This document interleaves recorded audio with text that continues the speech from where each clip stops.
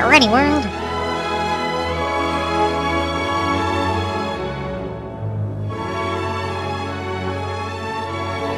Anyways, we're on in 5, 4, 3, 2, 1. Hey, I just wanted to apologize for some quality issues in this podcast. I know at the beginning I have the deep Darth Vader voice. That does go away after a few minutes, so please disregard that.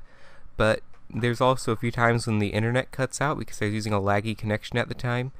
This will be resolved in the future, as we are now going to start all recording our individual audio for better quality throughout these podcasts. So if you could please bear with us just this one last time until we fix these quality issues and then get them resolved in the future. Thanks. Welcome to the Bionicle Commentary Central Podcast. As you can tell by our lovely music today, Chris is not with us once again. Instead, joining me is the esteemed cast of Malaris 2000. Hello there, fans. And our guest star... I'm FORDIAN'L. As you can see, we had to hire Ford today because no one else showed up, and me and Malaris didn't want to stay here by ourselves. That would be pretty boring. I'm done with finals, so I'm good. So today we're going to be discussing some Bionicle tidbits from around the internet this week. Very generic subject, I know, but you'll want to stick around. So, how about we start off with something more interesting that most people, well, not most people, but a fair bit of people probably don't know about. And this listing on eBay has been floating around for the past few days, or maybe a week or so, of a life-size gold mask of skull spiders. I'm going to start off by saying it's cool. It is cool. It's so cool.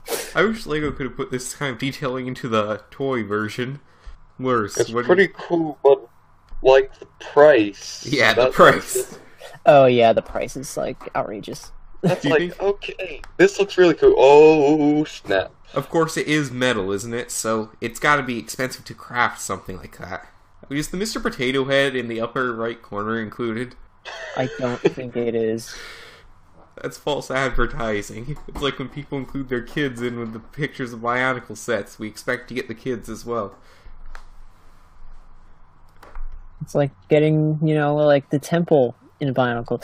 In, like, the back of a Bionicle set box. Well, that's a cartoon. Do I get do I get the temple too? Because that would be really cool. It would be cool. Technically, you do get the picture of the temple, which they show. Yeah, but that's not enough. I want it. With your, I doubt we even get a picture of that Mr. Potato Head. What I like about this Skull Spider mask is the fact that he put in the legs. Yeah, that's really cool. And they're, like, posable. Looks like they've already started to scratch off some of the paint. Let's see. Yeah. Well, that's bound to happen with metal. I guess it gives it character. Yeah. Yeah, do you think anyone's gonna end up buying this?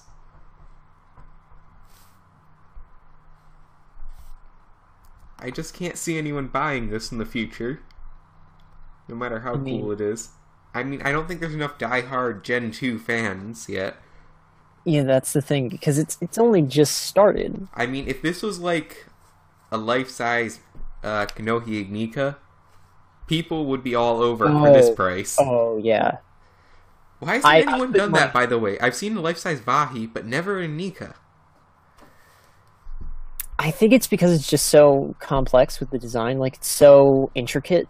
Like, well, it has the Vahi is really intricate, too. It has all those, like, bubbles all over it. Yeah, but you gotta get the little, like, Vitruvian man design, like, all correct. You have to get the shaping correct, which is... It would probably be, like... It would be huge. Yeah. But it would be so cool. The mask itself, like, to my understanding, because I don't have the Metru head, so to speak, version of the mask. I have the Galidorian version. Yeah, I have the silver version. Sadly, not that elusive rare gold version that we didn't know would become so rare later on. I want that one, but anyway, like, that one, it looks big. It's not that big. It's about the size of, like, a normal Metru mask. Okay. I mean, it's definitely bigger than, like, the Galidorian Madanui. So, if I had the money, let's say if I was really rich and really into Bionicle, like, oddities, I would probably buy this. Oh yeah, definitely. What about you, If I'm Morris? rich. If I had money to blow on my every whim, this would definitely be one of them. Also, if you did buy it, would you go to buy it now, or do you place a bid? I'd go to buy it now if I had the money. Like, You know, seriously. I'd almost be tempted if someone placed a bid to try and outbid them. Yeah, I'm just kidding. I think I'd place Make a them bid blow all first their money. because Yeah. the price difference and everything. Teach them, if they're gonna buy expensive Bionicle objects, they just need to go all in.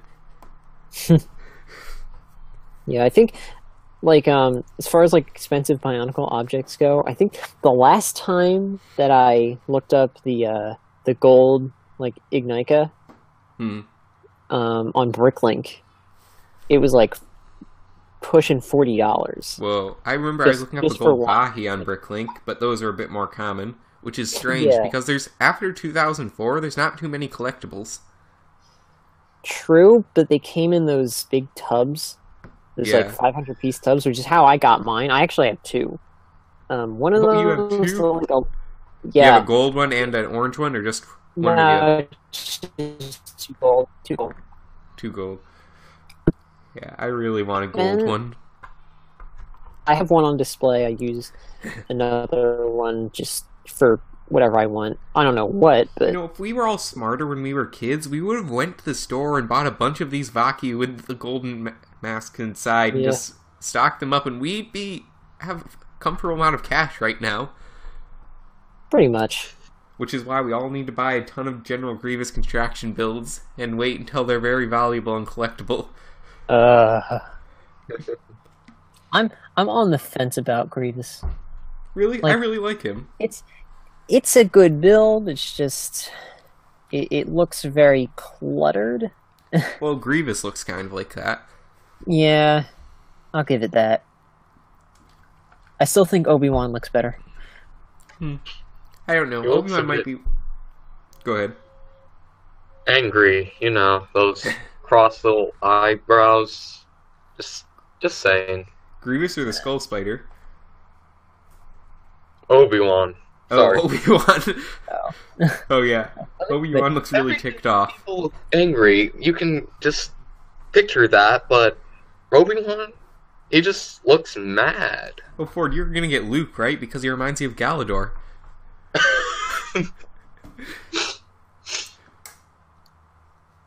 I'm never gonna live that one down. Nope, never. The fact that I at some point I'm gonna make a video about Galidor. But back to We this. should have you on for a podcast just all about your Galidor sets. Oh God.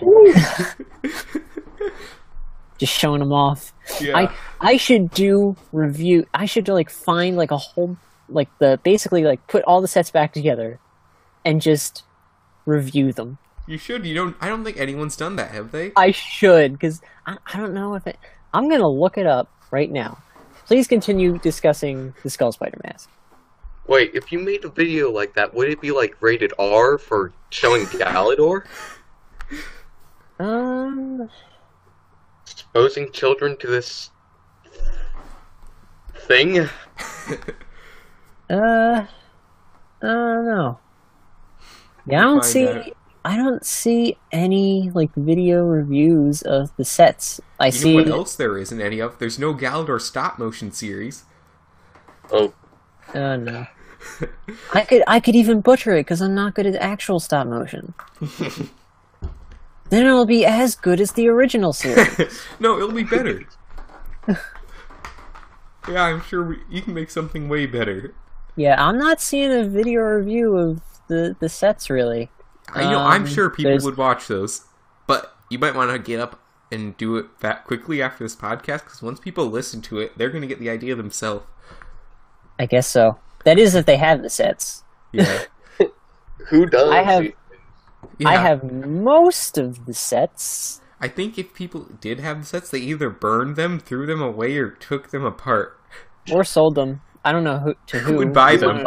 I don't know. Yeah, exactly. Who would buy them? Yeah. But I don't see any like videos of them reviewing it. I just see like they made a game or something like that. Like the to Game go Boy along with game? it. There was a Game Boy game and apparently a console game.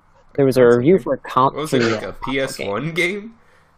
I think it was like GameCube, maybe? Huh. I'm not sure. That must have been one of the reasons the GameCube had such low sales, even though it was a great console.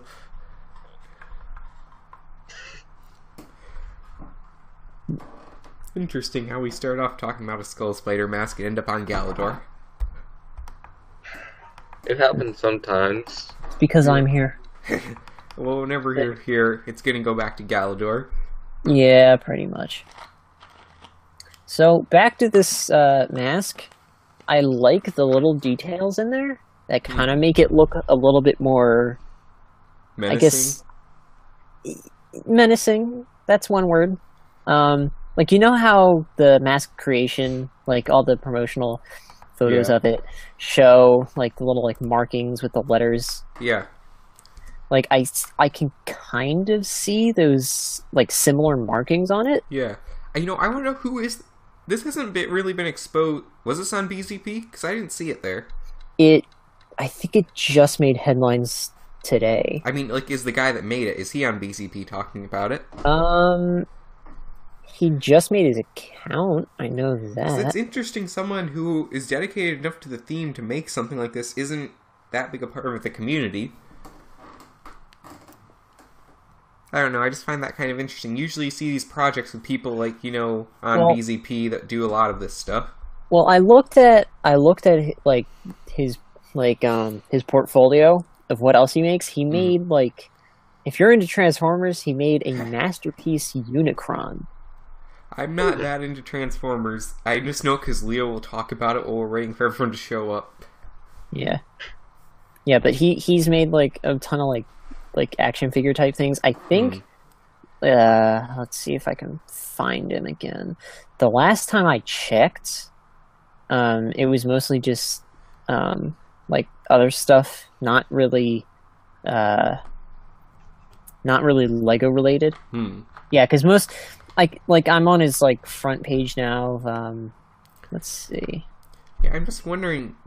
You know, it's cool, but who would get the idea of all of things in Bionicle or Lego or anything to make a gold Skull Spider mask?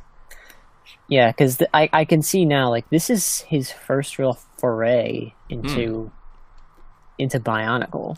Even like Lego, even really. Wonder, could it possibly have been a request? Maybe someone was going to buy it from him, and then they backed out. Looking at all of his other stuff, he's got like G1 Optimus Prime helmet, a ton of helmets for Megatron. Like, a suggestion would make sense. A lot of Bionicle fans are Transformers fans. Yeah, I myself am. Like, I just finished watching Transformers Prime, so I'm kind of into it right now. All I've seen is the movies. The Michael Bay Oh, ones. those are awful, man. I am so sorry for your loss of brain cells.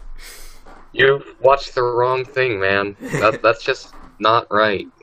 I mean, okay, no one roast me for this, but I thought the first one was an okay setup. It was, but then they first repeated one that was same plot. And then the sequels were terrible. The third one, I'll admit, is what was it called, like Dark in the Moon or something like that. I'll admit it was passable. It was okay. I really disliked Age of Extinction. I haven't seen that, and I'm glad I haven't, from people who have told me that it is terrible. Some people have said it's terrible. Some people have said it's better than the others, which I don't get. Like, I've seen clips of it, and it just, like, what were they thinking? It's Michael Bay. What do you think? What were they thinking? Okay. I think it's about time we move on to discussing the Somerset's box art. Oh, yes, and guys, please. I've linked a blog article in the chat with all of it. So let's start off with Skull Warrior, which I've got to say that when we get better images of these than we got at the Toy Fair, I like these sets a lot more than I initially did.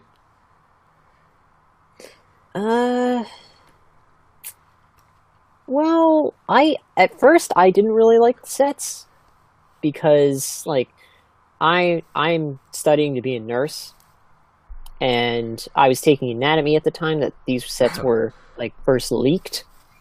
So I was looking at these and saying, "Man, they got the skeleton anatomy all wrong." Well, it's a Bionicle anatomy. It's nothing like a human anatomy.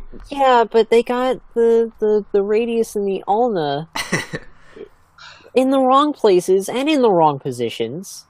Like, I mean, I think the biggest offender here is Skull Slicer. For that. Oh, Skull Slicer, I still can't say I really like him. Yeah, because, like, the way his joints work, it's like, it goes against, like, his elbows go against, like, the way that elbows really are. Honestly, my main problem with him is that silver skull spider mask I have so many of already. Honestly, I'm looking forward to Skull Slicer, not because of the set, but more for the parts. Yeah, he is a good parts pack. Yeah, wait, like the okay, bones. correct me if I'm wrong here, but in the Toy Fair, didn't he have different weapons than just 3 swords and the grab thing? Chain? No, he always had that. I thought for some reason he had like 3 different types of weapons. No. Interesting. I wasn't actually around when everyone discussed these sets. I was on vacation, so I didn't look at them too much. Oh, got it. I know some people are getting kind of sick of the transparent colors, but I actually really like transparent. Yeah, I do too. I've started using it a lot more in my mocks to get kind of a feel for both like a cybernetic kind of feel as well as an organic kind of feel. Anyway, I don't know. We're not here to discuss the sets anyways. We're here to discuss the box art. Because we're nerdy like that. And we're also going to discuss the what are they called? Biographies. You mean the language thing we see everywhere? Or like hieroglyphics or descriptions? Oh, I actually couldn't find those. They said they were at Best Buy Canada. Every time I go to Best Buy Canada, it says unavailable. Well, they're right in the link that you sent me. They are? Let me see if it'll let me do it now. Maybe it was just when I was checking. This blog post. Let's see. I'll read the one for Skull Warrior. Okay. While you're doing that. Put the freeze on intruders to the ancient city with the ferocious Lego Bionicle Skull Warrior. This warrior can easily repel approaching heroes by unleashing 6 successive shots from the huge freeze bow rapid shooter. This figure also features a skull mask and mask pop-off trigger, hook blade, and a battle bash function to fight off invaders. Interesting. Yeah, I just clicked the link again. It just leads me to Best Buy Canada, but I can only see the current sets. Oh, yeah, they took it off of there. Why don't I... It's the same link that you... I didn't notice that he wrote them down here. I've only been looking at the picture. I didn't actually read it. Yeah, he did. Yeah, the rest of them have the same thing. So yeah, in the background for this, we see like that, I believe it's the mask forgery in the background. There's like an archway. I like these box art. You know, some people have been getting at Bionicle for not a lot of world building. I've got to say, this is Go ahead. This like the art here, like what you were saying, like the box art here, the descriptions. There's a lot of stuff to build off of. The problem is they just haven't yet. Yeah, and that's one thing I admire about this reboot is that it's keeping everything mysterious. Mm-hmm. I don't want everything outright. Like in 2001 when they came out with Enog, and this is an example that I've tried to employ but haven't really like gotten around to wording it correctly. But when you start out in Enog, and spoilers for anyone who hasn't played it, I think it's safe to say spoilers on a game that's almost 15 years old. Yeah, but some people haven't played it. I'm just being nice. There's, like, when you start off, you see the canister. when you turn around, you see that that statue, Mm-hmm. and then at the very end of the game, you find out that it's the portal to the Borok Swarm. Mm-hmm. Like, when you started the game, you didn't know what that was. Uh-huh. It was up to the progression of the year's story for you to find out what exactly it was. And even then, it was still mysterious of what it was. And it never really came back, to my knowledge. Yeah, I think the thing is, I don't think anyone's... Okay, there are people doubting that stupidly. They're saying, like, the atmosphere of Bionicle 2015 is bad. It's not the atmosphere. The atmosphere is great. We haven't gotten I is, like it. we haven't... They've put lots of seeds in for future plot points, but we still haven't seen any actual plot points. Which I think is worrying a lot of people more than anything. Which I'm optimistic still. I'm not sure if we'll get them. I'm not ruling out the idea that we won't. I'm kind of worried that we might not. Yeah, I'm kind of worried too that we might not get everything that they're trying to offer, but it looks like what they have is going to work out. Mm-hmm. I mean, look at Gen 1. Look at Gen 1. Look at how many loose ends has never been touched. Uh-huh. Greg Farsty is still living with the stress to this day in the LEGO message boards. Yeah, like, how did that Pocoral chisel just happen to be the thing that fit for the Borok Oh, portal? I can explain that. You see, We'll never Onua know. is actually a Oh, I servant can- of Makuta. Too. A I conspiracy? got that. Or the Greg Farsty. Greg just doesn't want Get to ready, reveal that Onua is servant Makuta Excuse because me, of the Are fan... you Go ahead. Excuse me. Are you talking about Emnog? Answer. Yes. I had no work on that game. Please redirect your question elsewhere. Thank you. Okay, let's track down the Next Templar question. studio, guys. Yeah. I don't blame Greg for not trying to pick up on plot points other people wrote, because, especially after all the backlash he gets whenever he canonizes anything. Oh, I know. I wasn't really in the community for this, but when they revealed that Makuta was named Pterodax... Oh, yeah. Even more recently, like, was it the Toa Kordak? What was the whole hubbub about that? That had been like a name fans had given to the team, but it was never official. And then Greg made it official, and people were mad Why? because they don't want wanted anything canonized. And that's okay. What I just said relates to Bionicle Gen 2. People are mad. Why? You wanted it. Mm-hmm. Boom. I mean, it's Hit the nail on the head. there's no harm to adding more to Bionicle now. I mean, there's people out there that want more story info. If you want Bionicle to stay the same, just don't follow it anymore. Because for something to stay alive, it has to change a bit. That's why I like this reboot. Mhm. It's because it offers a chance to make new stories. Yes, I don't And I disagree. like- I'm just hoping they will make the new stories. Yeah, and I like the direction it's going. I just hope they keep direction. By the way, everyone watching this podcast, I apologize for the slightly spotty connection. Anyway, yeah, I agree with what you're saying.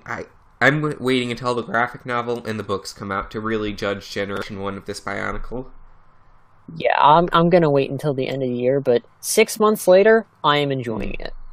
I'd actually say, sadly, I'm a bit less optimistic 6 months later than I was originally, mostly because what the animations did. Not that I didn't like the animations, but I really did dislike certain things about them. Number one, voice Yes. acting. Everyone's saying that they didn't credit that guy in the script Everybody. because he's not going to be able to get another job with any of these kids that might be going into the industry in the future if they figure out he voiced it. They didn't even put the guy's name in the credits. Some people Like, are that expecting. just feels like, wonder why.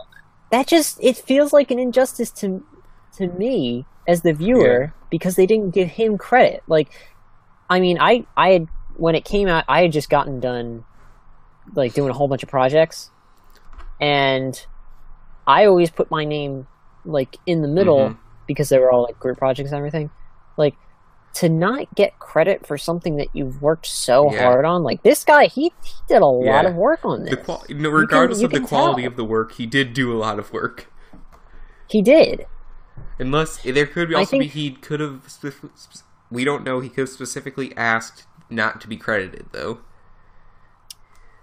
For one reason or another, we don't know. I don't like to make assumptions like that because you never know when later you'll find out he was all his idea. He didn't want to be credited or something, and then everyone will start blaming you for spreading misinformation.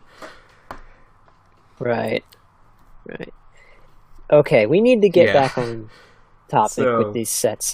Let's move on to Skull Slicer. Not as much interesting stuff. I noticed the mask I can't speak today. The mask place. That's in the background again. The mask. I also see like a head-shaped doorway, which is interesting. It reminds me a lot of Pokoro from Gen 1, but with the new heads. Yeah, a lot of people are saying that already, like, elsewhere. Apparently this guy's in an arena. I thought that was the Skull Basher. Let me check the description. An ancient champion animated by the dark magic of the Skull Spider mask. Yeah, the lore for these guys sounds pretty cool. You know... patrol the ruins of the ancient arena. You know what I'm going to do when I get this guy? I want to make a mock, and I'm going to make a mock of him when he was still a champion before he was a zombie. Oh, that would be cool. Like, just fill in everything. What if it happened? You know what? Basically, Bionicle Goro. You know, would be really cool, you know, if these guys, if they revealed somebody, these guys were like the old heroes of the island, the old Toa. That would be really cool. Pretty cool. Somewhere. Like, what if Skull Grinder was Vakama? Vakama came back as El Diablo? Not as much interesting stuff in the background for this guy, though. The arena... Yeah, you got, like, the arena thing. That looks pretty cool. I still don't know if the hook blade is really going to work. Yeah, it looks right now, it looks like it's not going to work that well. It looks like it uses... Don't quote me on this, but if you look at the box, it looks like it uses the Skull Spider legs. Yeah, that looks like it. As opposed to the little claws that are on the feet of Skull Warrior. Wait, do you see... Also, I see... It's a Star Wars battle droid body used to connect them together. Yeah. That's an interesting choice. No. And it has the little... The transparent... I like the chain. That's going to be good for mods. I love the chain. Yeah. I haven't used them yet, but I have them. I'm still kind of indifferent about all these sets having that a little bit of transparent orange on them. I mean, it kind of seems to make sense in the story. That's like the magic that brought them back to life. But it's kind of ugly. Yeah, it is. And what I was saying before about like the whole anatomical aspect, like I'm still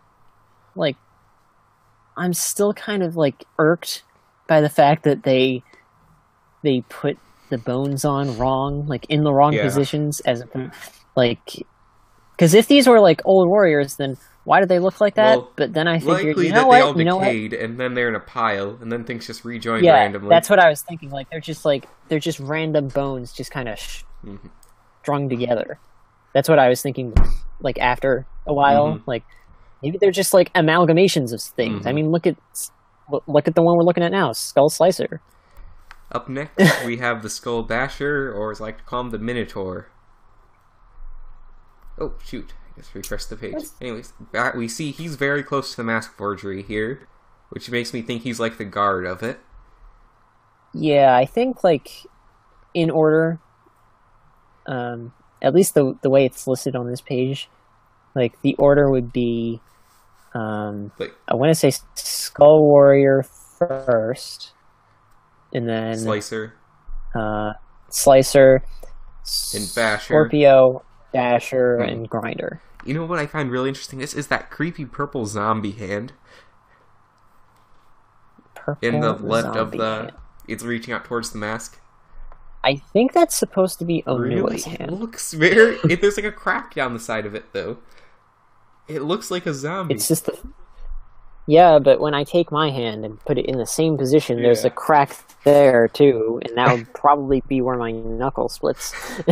It's just, if I was a kid and I bought this set, I'd think that was a zombie reaching towards the mask. The thing is, what are these blended masks going to have any significance to the story? There's just no way to say, honestly. I have a feeling they won't. Because imagine trying to put that into the animations. If the way that some of the, like Skull Scorpios, we haven't gotten a script yet, but he's like roaming the graveyard in search of other masks of power. What I'm wondering is if there wasn't only one of each golden mask, but there's multiples. You know, what if there's like a lot of these made and they're just hidden around the island, and these are just some of them? And they all just have like a different like signature kind of thing. You know, each one of these corresponds. Like they, maybe they just gave like one elemental mask to each respective village, but they just kept on making more.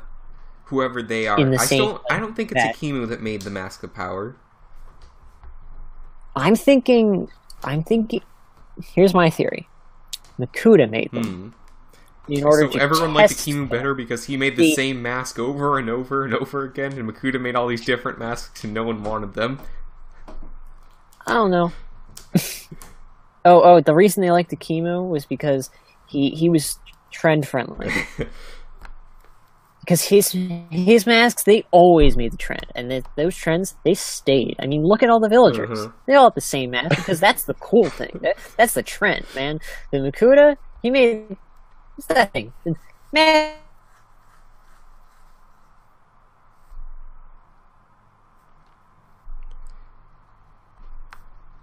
So, then we have the description for Skull Basher. Stand guard at the gate of the Temple of Creation with the mighty Lego Skull Basher. Okay, I was wrong before. This is not a forgery. It seems to be called the Temple of Creation. It looked like a forge. Yeah. It looks like an anvil. This fearsome warrior with 2 giant hook axes is ready to use them on anyone who tries to get into the temple. Press the trigger to activate. Okay, and then it's just... Wait. Bash function. Trigger. Are they just talking about the gear? No, he doesn't have a gearbox, does he? You didn't know that? No, I didn't notice that. Oh, he has like a little like push button on the back of him that kind of makes his shoulders like jut out. No, I didn't know that. So it looks like he's like bashing, like he's like tackling or something like that. Interesting. Next. Yeah, I don't know how that's gonna work. Well, we'll really? See. Speaking of interesting functions, Skull Scorpio. Oh. I will give him this. The tail is less ugly than when we saw it at the toy fair. Oh, definitely. Like especially like in the static pose that's not on the box. And now that he has a mask, a lot better in that position. I want to say, I resent you, whoever lost his mask at the toy fair. You had one job, and you lost the mask. We don't actually know if he lost the mask or not. Well, whoever packed it then, and didn't include the mask. Someone didn't include a mask. It's someone's fault. It's yours. It's all your fault in the end. It's the fans' fault. This guy's the only one that makes the transparent orange look good. Because there's more of it. Yeah, and it's more equally distributed. Yeah. I mean, they could have done those same parts. Like, they could have made like a new mold on the claws in the trans yellow green. They already have the rock eyes in the yellow green. It's in. Those spider legs aren't new, are they? No, they're not. They began last year, I think. I totally stopped following Hero Factory after Breakout, and like Brain Attack was just too painful. I couldn't handle it anymore.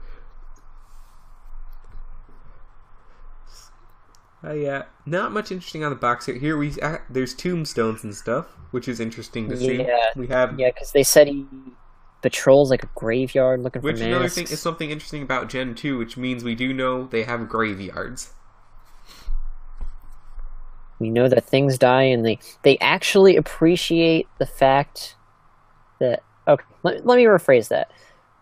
They they take precedence when people die. Mm-hmm. Like, it's not just a common thing to them where they can just, breathe on because they can't. As far as we know. Mm-hmm. Yeah, I really hope we learn more about that later. Yeah. Then... It's just, I don't... Okay. What were you saying? The one thing is, these seem like horde enemies. Mm-hmm. Skull Warrior definitely seems like a horde enemy. I'm not sure about the others. The way that Skull Basher is kind of positioned as the one guardian at the steps, he seems like more of a boss type enemy. Yeah, that's what I'm Slicer thinking. could go either way. Well, of course, it says an ancient warrior. True. The thing is, I'm not a big fan of horde enemies and things. Like, if you just look at Hero Factory for just a minute and how it handled horde enemies, especially Rain Attack is the biggest offender. Mm-hmm. Like, if you watch the show, in the previous episodes, they couldn't hit anything. Like, they couldn't get a shot off of anything. And then they got their, whatever it is that they were trying to accomplish. Mm-hmm. And then attack happens, and they're killing everything left and right. in two.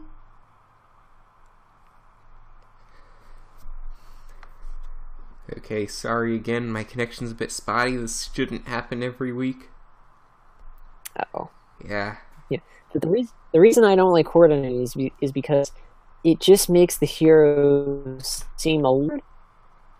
Like, I'd like to see villains that will really, test the limits of the heroes. Mm-hmm. Which is something that, say, the Rockshi did well in 2003. Uh-huh. The Rockshi were interesting because they weren't horde enemies at first, but now they are. True. Which is so strange. When they became horde enemies, they became so much easier to defeat. Like in the Kingdom. Was that in the Kingdom alternate timeline? Or the one where Motaro didn't revive Matanui? Then they just go down the wall and Motaro just grabs a Rockshi, takes the crowd out and crushes it with his foot. Awesome. It's before, remember in Mask of Light? Tahu and Gali could not handle two of these things and they destroyed an entire village. True. Maybe they were elite Rockshi. They were Makuta pterodaxes, so who knows? Maybe they were more... That is possible. Professional? You know what? Oh, right, we should ask Greg to canonize this.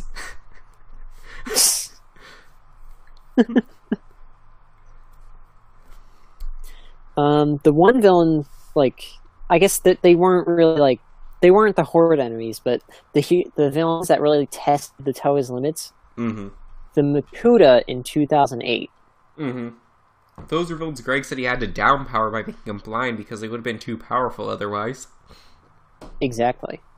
I mean, the Makuta, and that's another thing that, angers fans about Makuta. Legends of Metro Nua, is that the Makuta have 42 powers. Uh-huh.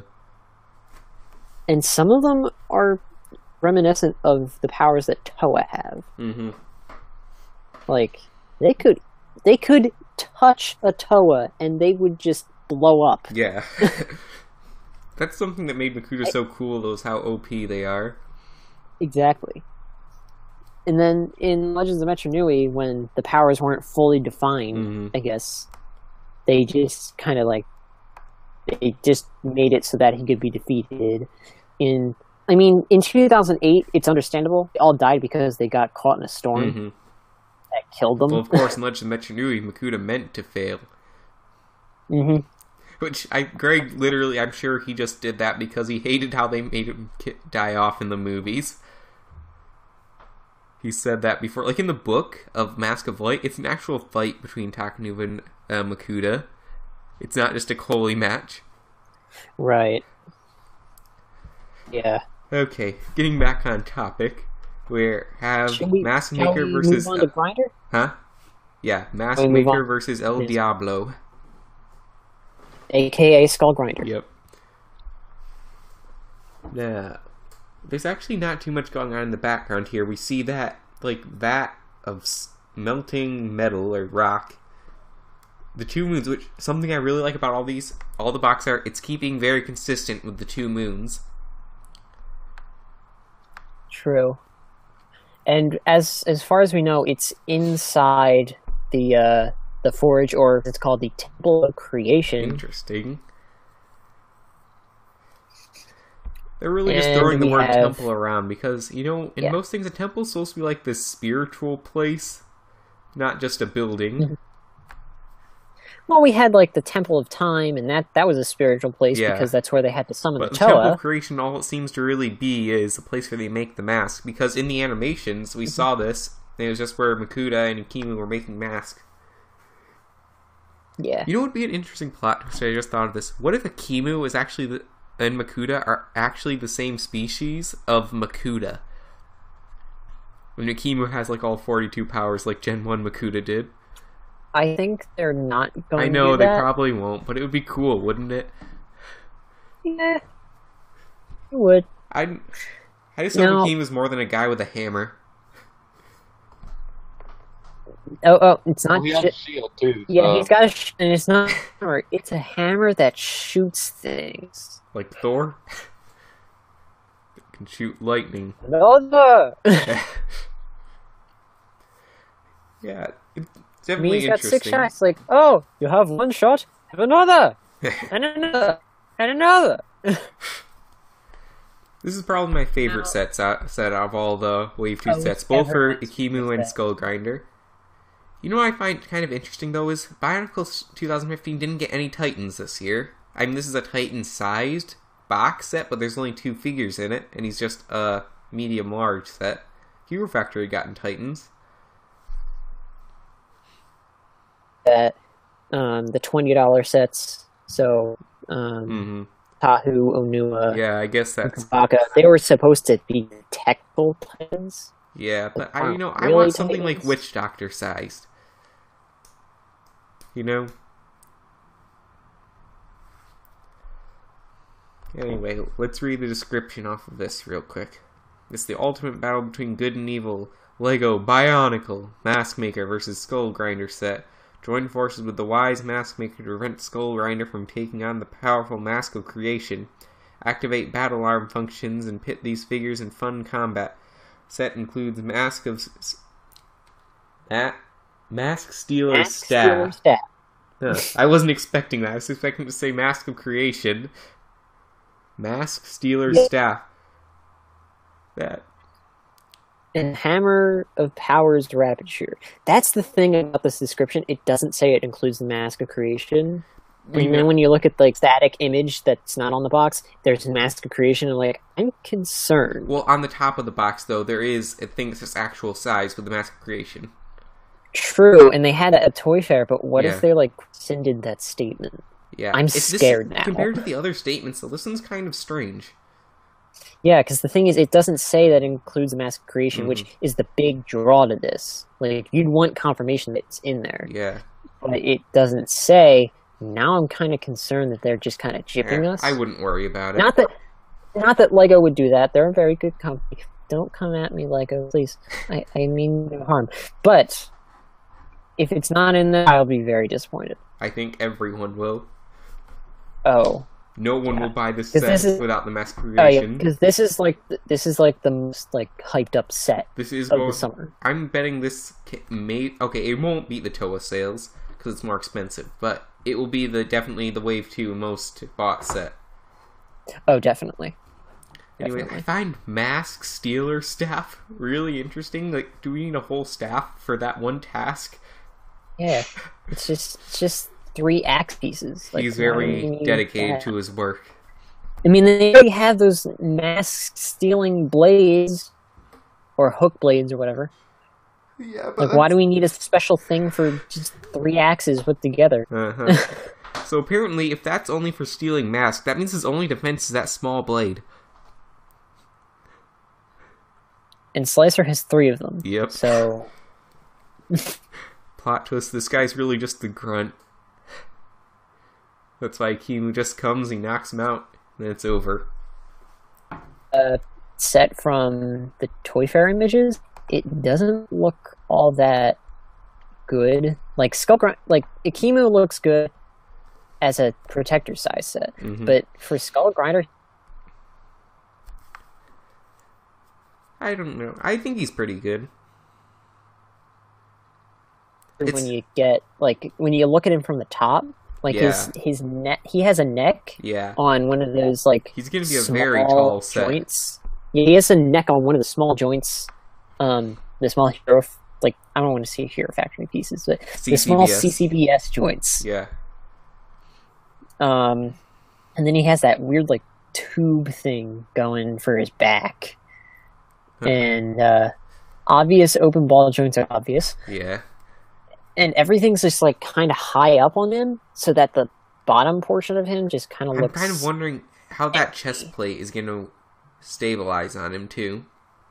Yeah. Do those attach with pins and not ball joints? Actually,